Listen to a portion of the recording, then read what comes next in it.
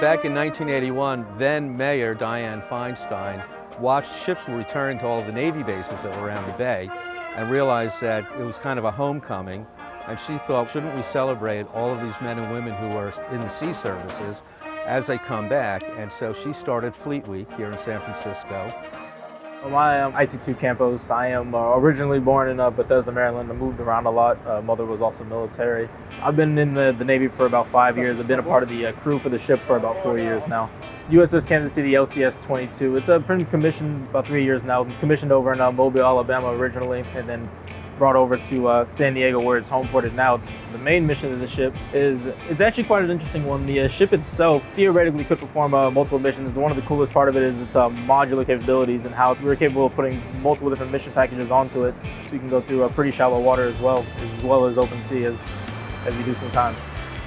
We actually got to go on the namesake trip, and when I went back, they gave us a ton of memorabilia for the cities. We have a lot of Kansas City street names as well. A lot of the signs, we have some going down to the main deck as well. But the people out there are also actually very nice. When we told them that there was a ship going to be named after their city, they're very supportive of it. So it's kind of fun and nice to go out there and meet those people as well. I think one of the main things that makes it so unique actually is just the way it looks with 3 holes. I have yet to see another ship that actually has 3 of those, but outside of the fact that it's also pretty much very lightweight, made completely of aluminum, even on most of the stuff on the inside. The sheer speed of it actually is very, very fast.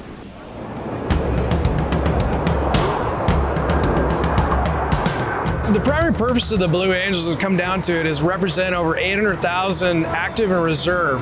So our connection is primarily is to integrate with the civilian population and kind of keep everybody reminding of where everybody is in time and space.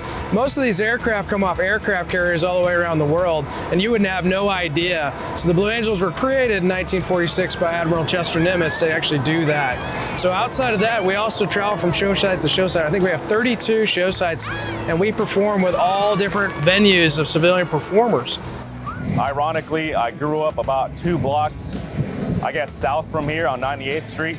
One of the earliest memories that I have, 2 of my cousins came back from Iraq when I was like 10, and having my whole family being gathered, and it was like an honor for them to come back after serving our country. So I think that was one of the very first memories that I had as far as like why I wanted to join the Marine Corps. The Marine Corps has provided me the opportunities as far as like education and traveling. Coming to the team, coming to the Blue Angels has been an honor. It's pretty inspiring. There's no difference between us and those jets. Now, the difference with Fat Albert, though, we represent the Marine Corps. It's an all-Marine crew. So in that respect, I feel pretty privileged and honored to be able to represent my Marine brothers and sisters in arms all around the world to fly this aircraft.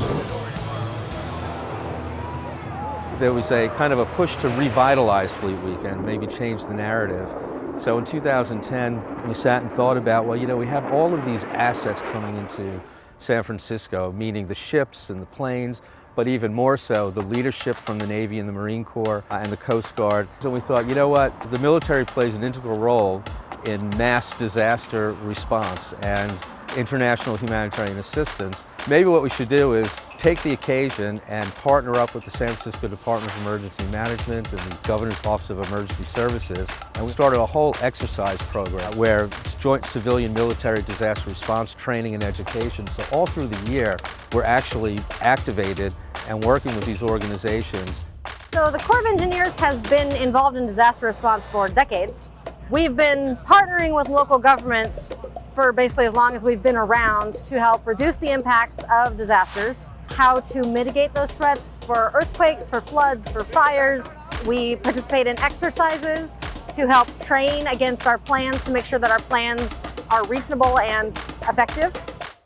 One of my main functions here today is to let the public know we're your neighbors. We are a civilian workforce. We're here to help you, and we also want you to work with us. One of our catchphrases is make a friend before you need a friend. We want to make sure that people know who we are, where we are, what we're capable of.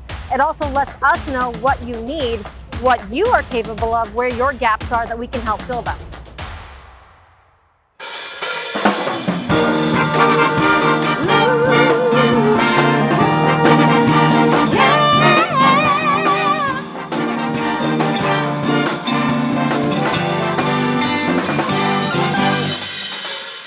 My hope is that people go out and they literally just, shake hands, welcome the men and women in uniform as they're visiting our city. and that they actually talk to them and ask them, where are you from? What got you interested?